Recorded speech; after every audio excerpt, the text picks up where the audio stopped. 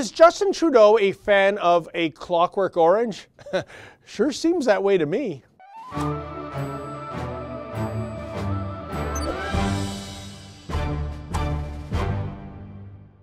We all know that Justin Trudeau thinks it's improper to incarcerate returning ISIS fighters to Canada.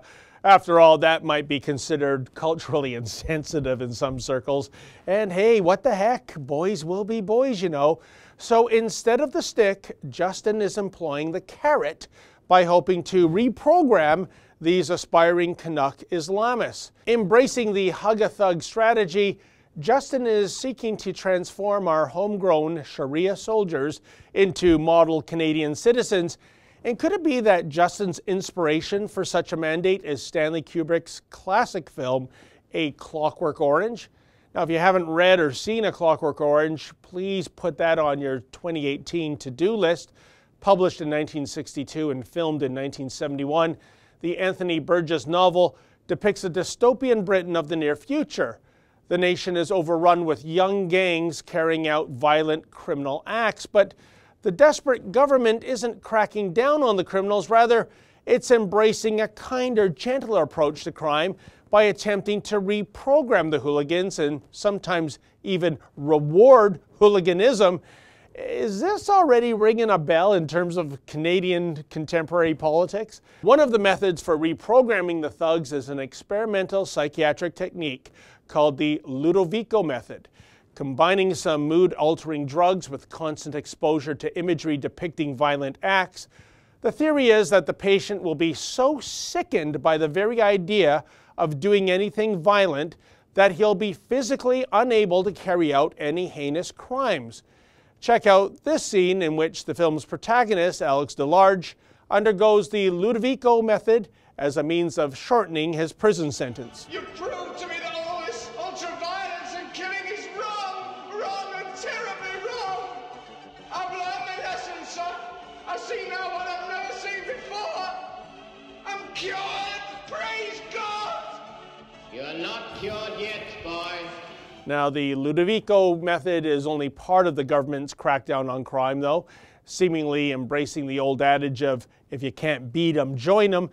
The government undertakes a bizarre job creation scheme in which gangbangers are actually employed as law enforcement officers. Later in the film, the chemically castrated Alex actually meets up with a few of his former colleagues. Oh, no. Well.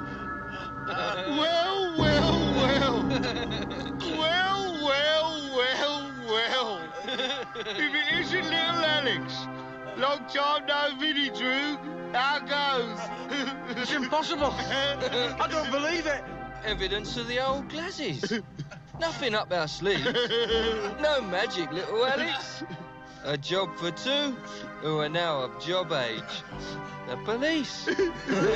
What follows next is Alex enduring a severe beating at the hands of the two constables, proving you can put a thug in a uniform, but what remains is still a garden variety thug. And so it is, we fast forward to non-fictional Canada of today, and we witness the homecoming of several assorted Canadian Islamist wannabe martyrs returning to our great dominion after taking part in various rape and pillage vacations in the Middle East. But instead of being introduced to a cozy jail cell, they're being dealt with in a loving sort of fashion, such as taking part in poetry classes. I mean, can you actually believe that? Poetry classes for Islamist terrorists? I'd pay big money to observe those sessions. In any event, things do not go all that well in A Clockwork Orange. The film ends with Alex reverting to his thuggish ways. Nevertheless, in the final scene, Alex is literally being spoon-fed in a hospital bed by a senior government minister who lavishes gifts upon Alex and offers him a well-paying public sector job for all the mistreatment Alex has endured. Kind of like, oh, I don't know, convicted terrorist Omar Khadr getting that $10.5 million check and public apology courtesy of the taxpayer, maybe. Bottom line, the parallels between A Clockwork Orange and how this current Canadian government treats jihadis is equal parts uncanny and unsettling.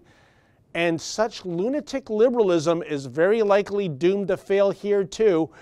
Let's just call Justin's life-imitating art brainstorm a clockwork lemon. For the Rebel.Media, I'm David the Menzoid Menzies. Hey folks, if you like that rant, consider becoming a premium member and check out my new show, Rebel Roundup.